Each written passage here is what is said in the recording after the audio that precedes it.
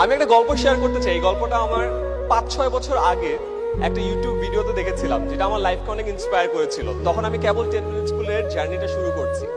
আপনারা তো সবাই উদ্যোক্তা হতে চান, রাইট? উদ্যোক্তা হতে চান তো? ইয়েস। তো এই গল্পে বলে একটা স্পেশাল গাছের কথা বলে।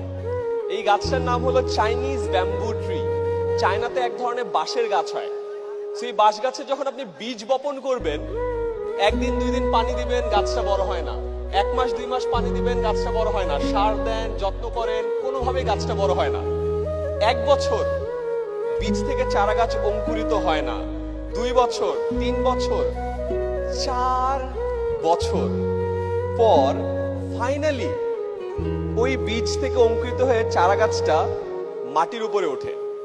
এবং এরপরে মাত্র 4 সপ্তাহে চারা গাছটা 90 ফুট লম্বা বাঁশের গাছ হয়। কয় ফুট? 90 ফুট।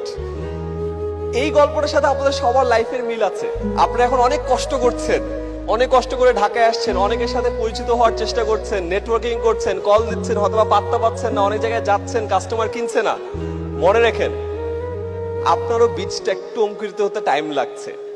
ওই যে 4 বছর একবার করে একবার যখন ওখান থেকে বের হবেন, 4 সপ্তাহে 90 ফুট এই স্টেডিয়াম পার হয়ে যাবেন।